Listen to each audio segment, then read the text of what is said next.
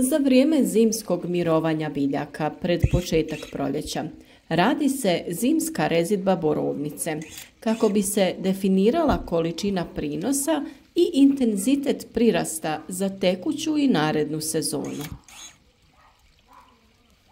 Pogreške koje se događaju tokom rezidbe ne vide se odmah, već se reakcija na određeni zahvat vidi tokom berbe. Greške kod rezidbe rezultiraju smanjenjem prinosa, pa čak i gubitkom berbe. Izbjegavanje rezidbe ili slaba rezidba borovnice rezultira biljkom koja ima puno plodova, no oni su sitni. Brojčano će ih biti više, ali će kasnije dozrijevati. Slaba rezidba borovnice rezultira i malim brojem izboja koji su bitni za narednu sezonu.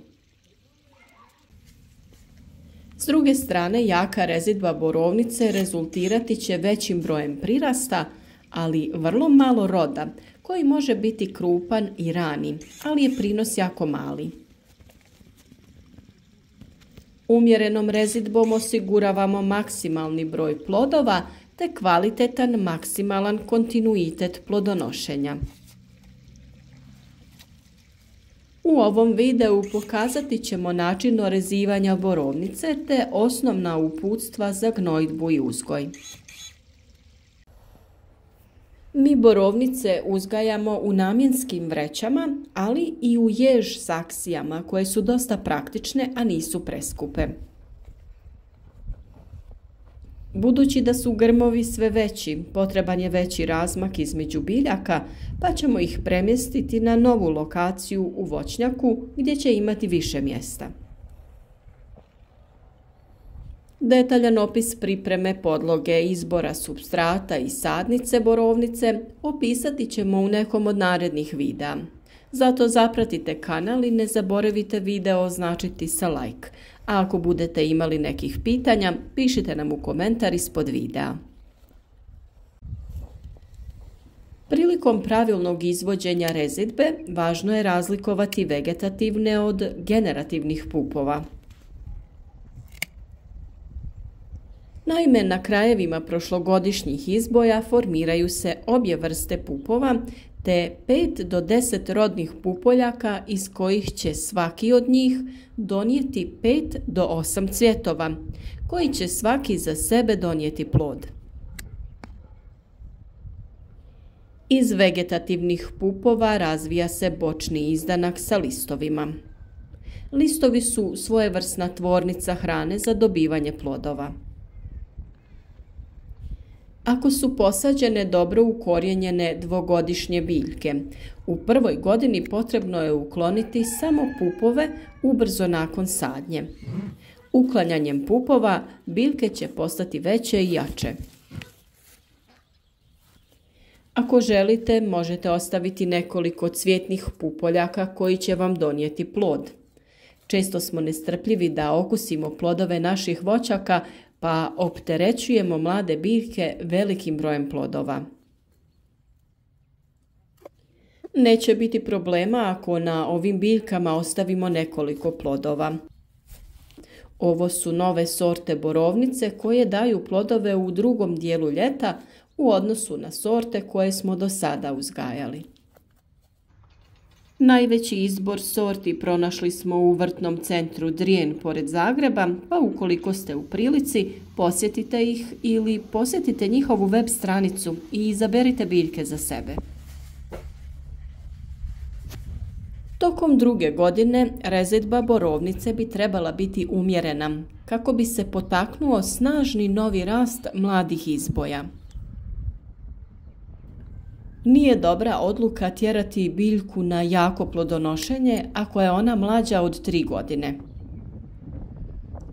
Kod biljaka starijih od 4 godine uklanjaju se sve labave i oštećene grane, pogotovo ako su one u središtu grma. Cilj je u stvari otvoriti grm kako bi svjetlost mogla doći do sredine. Potrebno je prorijediti i skratiti vršne izboje ako se oni granaju na 3 ili više mladih izboja. Uvijek vodite računa o jačini izboja, te hoće li on moći stvoriti hranu ako previše opteretimo biljku. Prvi i najvažniji korak prema uspješnoj gnojidbi jeste analiza vode i tla kojom utvrđujemo količinu hranjiva u tlu. Osim količine hranjiva u tlu, posebnu pažnju treba obratiti na razinu bikarbonata u vodi, jer nam oni diktiraju pravilnu gnojidbu. Ako je razina bikarbonata previsoka, biti će potrebno omekšati vodu. Kod gnojidbe borovnica imajte na umu da ona ne voli i ne podnosi gnojiva koja sadržavaju nitratne oblike dušika. Stoga je gnojidba ograničena na gnojiva koja u sebi sadrže amonijski oblik dušika. Često se susrećemo sa hobi proizvođačima koji svoju gnojidbu temelje na unosu stajskog gnojiva, pa da objasnimo prednosti i nedostatke ovakve gnojidbe. Načelno ne savjetujemo gnojidbu borovnice stajskim gnojivom, iako on u osnovi nije loš, no dugoročno u borovnicama može raditi probleme. Naime, stajsko gnojivo sadrži kloride koji mogu štetiti borovnicama u relativno malim količinama. Proizvođač možda neće imati problema kod prve ili druge aplikacije, no dugoročno riskira oštećenje korijena. Dodavanjem stajskog gnojiva proizvođač ne može imati kontrolu opskrbe nasada sa dušikom te udjelom nitratnog i amonijskog dušika koji je vrlo važan. Raspoloživost dušika može varirati tokom vegetacije, što dovodi do neujednačene gnojidbe. Ako se dušik otpusti kasno u vegetaciji, to predstavlja rizik od oštećenja biljke, jer ona ulazi nespremna za zimu. Zbog ovih nekontroliranih rizika i ponavljanjem potrebne količine dušika u ishrani borovnice, predlažemo da se koristi komercijalno gnojivo. Danas se vrlo lako mogu nabaviti gnojiva koja u sebi sadrže NPK komponentu, a posebno su prilagođena za gnojidbu kultura koje traže nizak pH. Takva gnojiva smanjuju pH i reduciraju razinu bikarbonata, te pridonose čistoći sustava za navodnjavanje. Za hobi proizvodnju dostupna su i manja pakiranja gnojiva namijenjena za borovnice koja se koriste u ekološkoj proizvodnji. Jedno od takvih je i ovo proizvođača Home Garden. Supstrat za uzgoj borovnica mora biti kisele pH vrijednosti uz dodatak supstrata od kokosovih vlakana. Za tu namjenu uvijek biramo ovog proizvođača. Supstrat se svake godine treba dodavati, a sada je najbolji trenutak da se uz dodavanje gnojiva doda i nova količina supstrata. Svaki grm treba dati određenu količinu ploda, što se prema broju pupoljaka na granama može jednostavno izračunati. Svaki izdanak daje 5 do 10 rodnih pupoljaka iz kojih se razvija 5 do 8 cvjetova, što znači da se na jednom izdanku razvija 25 pa sve do 80 plodova. Težina svakog ploda treba da je oko 2 grama, što određuje i težinu plodova na mladim izdancima. U većini slučaja takvi izdanci imaju previše plodova, pa u prosjeku plodovi budu sitni. Upravo iz tog razloga rezidba je obavezan zahvat u uzgoju borovnice. Prinos po grmu borovnice ovisi o starosti grma, a on se kreće od 300 grama u 3. godini pa sve do nekoliko kilograma u kasnijem stadiju grma.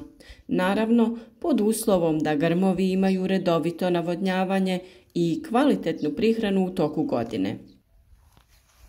Navodnjavanje ovih biljaka je jako bitno, tako da ćemo u narednom periodu instalirati sistem za navodnjavanje, a taj video ćete moći vidjeti na našem kanalu. Zato zapratite naš kanal i podijelite ovaj video sa prijateljima na društvenim mrežama. Označite video sa like i podržite na taj način naš rad.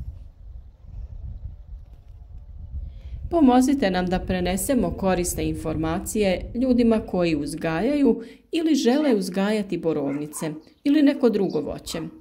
Podijelite sa nama vaša iskustva vezana za uzgoj biljaka.